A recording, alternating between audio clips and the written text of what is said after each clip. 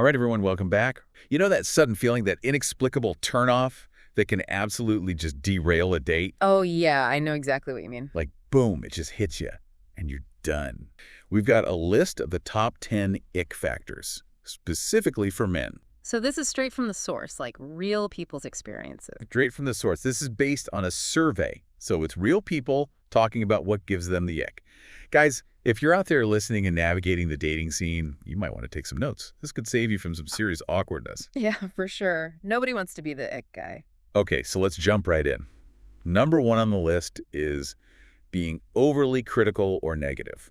Oh, I can see that. I feel like we've all encountered this, right? Yeah, Someone who just seems to find fault with, like, everything. right. Like they're wearing those negativity glasses, you know?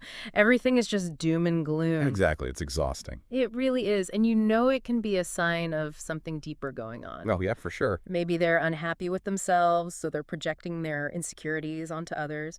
Or maybe they just haven't quite figured out how to handle life's ups and downs gracefully, you know?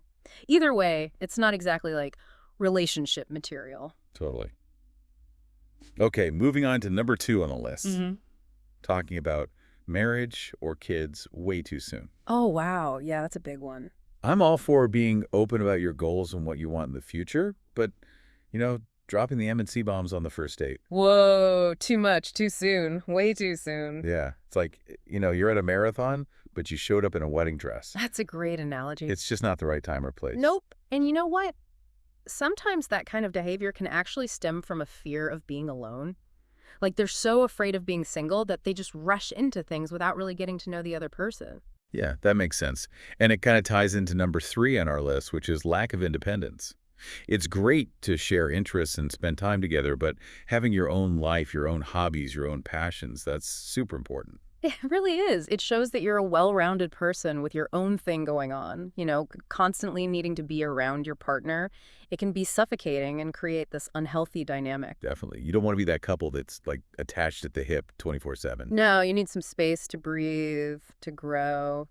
All right, let's move into some ick factors Yeah. that might seem a bit superficial at first, but can actually reveal a lot about a person's values. I'm intrigued. What do we have? Number four, being overly materialistic. And I want to be clear, this isn't about having nice things. It's about the emphasis that someone puts on possessions and those status symbols. I get you. Like, it's not about the watch. It's about the bragging about the watch. Exactly. Imagine you're on a date, and the person just keeps talking about their expensive car or their designer clothes. It can feel really insecure, like they're trying to compensate for something. Yeah, it makes you wonder, what are their priorities? Are they genuinely interested in connecting with you, or are they more focused on just impressing you? And speaking of insecurity, number five on the list is constantly fishing for compliments. Look, we all need a little validation sometimes, but when someone needs constant reassurance about their looks or their achievements, it can get a little old. Oh, absolutely. It signals a lack of self-confidence and maybe even a need for external validation that isn't healthy. Yeah, a healthy relationship should be built on mutual respect and support, not a constant need to be, propped up. Where you want someone who loves you for you, not for the compliments they can give you. Okay, this next one is a bit personal for me. Number six, being overly critical of someone's interests. I once dated someone who made fun of my taste in music, and it was just like an instant turnoff. Oof, yeah, I can see how that would be a problem. Yeah. It felt like they were dismissing a part of who I am. It's all about respect, right? You don't have to love everything your partner is into, but showing genuine interest and respect for their passions, that's essential. Totally. It's about recognizing that your partner is a separate individual with their own unique tastes and experiences. Exactly. Okay, ready for the rapid fire round. Do it. We've got 4 more ick factors to cover. Okay, number 7, lack of accountability. Who wants to date someone who can't own up to their mistakes? Exactly. Number 8, talking too much about themselves. A classic sign of self-absorption. Number 9, being too high maintenance. Think constant demands and drama, no thank you. And finally, number 10, being too passive or indecisive. Someone who can never make a decision or take the lead. Yeah, these are all red flags, right? They can lead to some serious friction in a relationship. For sure. Accountability shows integrity, listening shows respect, being low maintenance fosters ease, and being decisive shows confidence.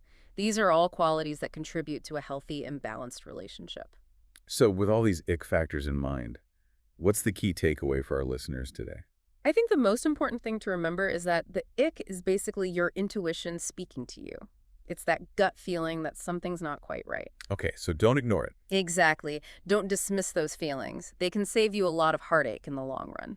That's great advice. And here's a final thought for everyone listening. What are your biggest icks in dating?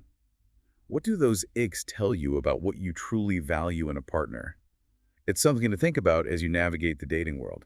Until then, happy dating, everyone.